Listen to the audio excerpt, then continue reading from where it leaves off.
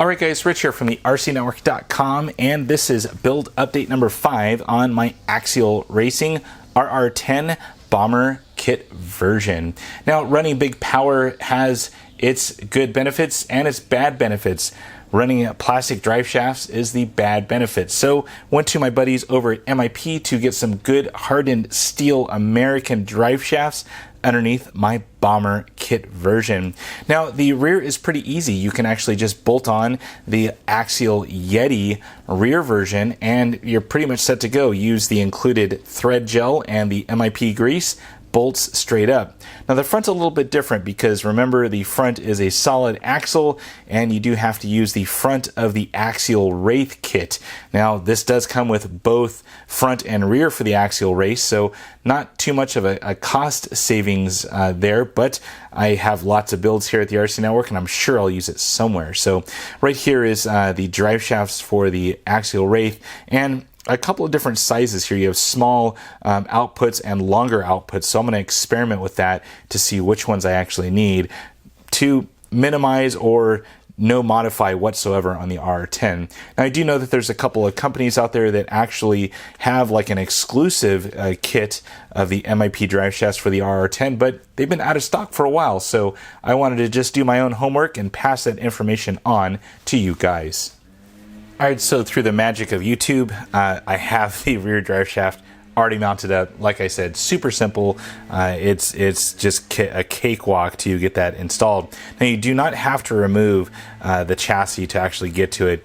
You just have to remove one of your side panels up here and you have direct access to the output shaft on the transmission. Now, one thing to note on the blue MIP thread gel, now that stuff is super strong, and I've got to say, I have had trouble getting it off before, when I wanted to do some maintenance on my driveline. So one thing that I'd like to mention, take your soldering iron, heat it up, and it'll melt the gel and you're able to get it off. So just a quick note on that stuff. This stuff is super strong. I mean, whatever they're making it out of, I mean, it's bonding those set pins like you couldn't imagine. So anyways, just a quick little word of advice on the thread gel. So now onto the front drive shaft. I'm going to go ahead and open this thing up and see what ones work the best without any modification to that RR10. Alright, so with some trial and error, I was able to kind of narrow down what you need to get the front drive shaft installed. Now here's a look at the front stock drive shaft and the overall length of it. Now this one right here is the upgraded MIP version for the Axial Wraith. Now to get the correct fitment for your RR10, you need one of the long out drives and one of the short out drives to get it all to happen. Now the long out drive, this one's actually intended to go for mating up to the transmission on the RR10 on the front to clear the receiver box. So receiver box is super close to where the transmission output is, and that's why you need that kind of length there to get past it, and then it just joins up straight to the section of the drive shaft on the MIP. So no binding issues, no clearance issues, as long as you use that long output shaft for the transmission side and then the short one for mating up to the differential.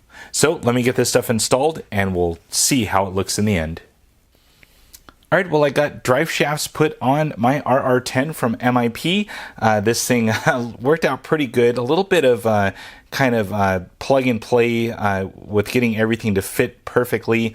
Now the RR10 is just a little bit different than, of course, the Wraith or the Yeti, and that's what makes the RR10 so good. So right here, the rear is bolted on, pretty much plug and play. It goes on with no issues whatsoever. The front one, like I said, just takes a little bit of wiggle room and working around to get everything mounted up. Now I did go with the short one in the front and the long one in the rear here to get it mated up to clear that receiver box. It's so close to that transmission. Now looking up close, let's check that thing out. Super nice. I mean, that thing just, it's perfectly fit in there. It's almost like it was made for it. So worked out great. I can't wait to run this thing with that big Tekin power. There's a look at the rear right there. Once again, just plug and play on the rear. Front, a little bit of work, but I think in the end, it'll be definitely worth it. Well guys, that's it for now. I'm off to some more accessory items for my RR10. I can't wait to show you those things, and stay tuned for more. Well guys, if you have any comments or questions about this video, please post it on down below, and as always, thumbs up and subscribe. That's it for now guys, over and out.